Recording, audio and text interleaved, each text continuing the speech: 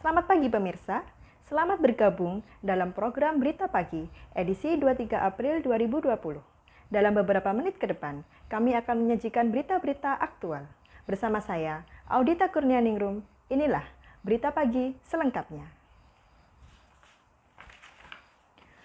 Pemirsa, banyak pihak menganggap Kartu Prakerja bukanlah program yang tepat untuk dijadikan jaring pengaman sosial, apalagi pada saat pandemi seperti sekarang. Kritik-kritik semacam ini sudah muncul sejak program diluncurkan pada Jumat malam 20 Maret lalu. Ketua Departemen Komunikasi dan Media Konfederasi Serikat Pekerja Indonesia atau KSPI, Kahar S. Cahyono misalnya, pernah mengatakan akan lebih bermanfaat kalau semuanya diberikan dalam bentuk BLT atau bantuan langsung tunai. Uang pelatihan bisa dicairkan, apalagi dalam kondisi darurat. Mereka yang terdampak bisa punya daya beli, katanya. Pemerintah mengklaim punya data. Harusnya yang di PHK dan tidak diupah saat pandemi mendapatkan kartu prakerja secara otomatis. Jaring pengamannya sebagai jaminan sosial, jangan sampai diundi, tambah Kahar. Peserta akan mendapatkan uang sebesar 3,5 juta rupiah yang dikirimkan bertahap selama 4 bulan.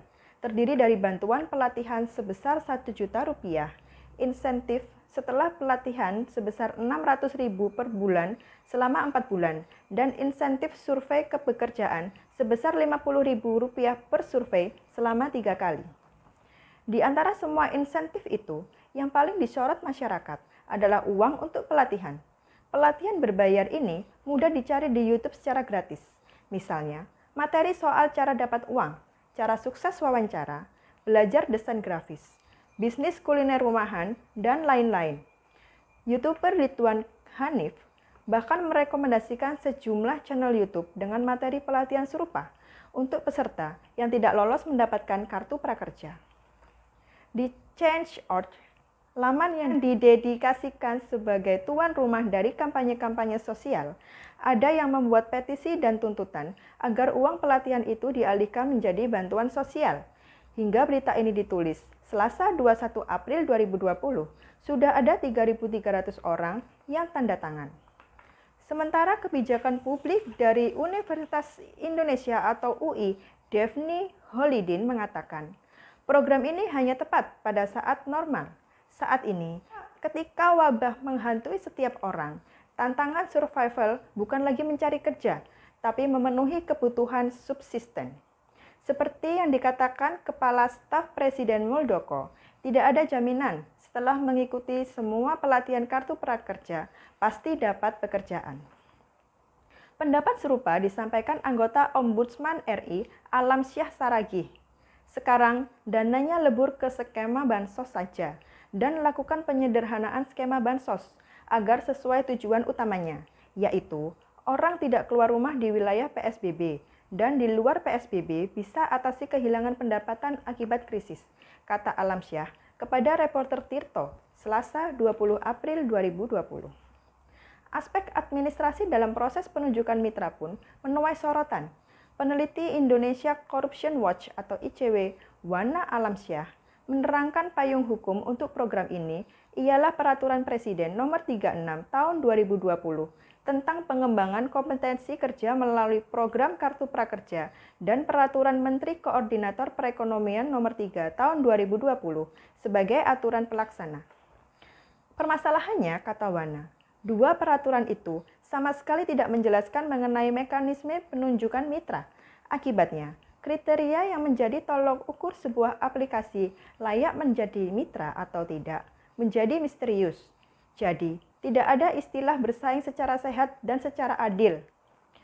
Dalam program ini, terdapat 8 mitra yang ditunjuk untuk memberikan pelatihan, yaitu Tokopedia, Skill Academy by Ruang Guru, Mau Belajar Apa, Bukalapak, Pintaria, Sekolahmu, Kemenaker, dan Pijar Mahir. Lantas, muncul dugaan konflik kepentingan yang melibatkan staf khusus milenial Presiden Joko Widodo, ada Mas Belva Syah Devara, karena ia juga merupakan pendiri Ruang Guru, salah satu mitra kartu prakerja. Terlebih, biaya yang digelontorkan pemerintah untuk program ini pun tak main-main, mencapai 20 triliun rupiah plus potensi data pribadi milik 5,6 juta peserta. Sebelumnya, Deputi Bidang Koordinasi Ekonomi Kreatif, Kewirausahaan, dan Daya Saing Koperasi dan Usaha Kecil dan Menengah Kemenko Perekonomian Rudi Salahuddin membenarkan kerjasama platform pelatihan digital tidak melalui lelang. Menurutnya, Perpres nomor 36 tahun 2020 menyebut penunjukan langsung dapat dilakukan karena keterbatasan waktu dan tes program.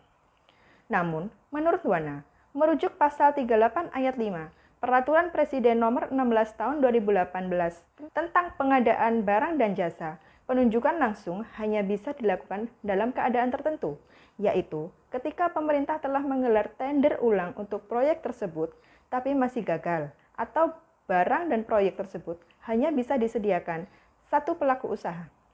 Jadi, memang dua mekanisme tersebut sudah gugur dari awal dalam konteks penunjukan langsung, katanya menegaskan.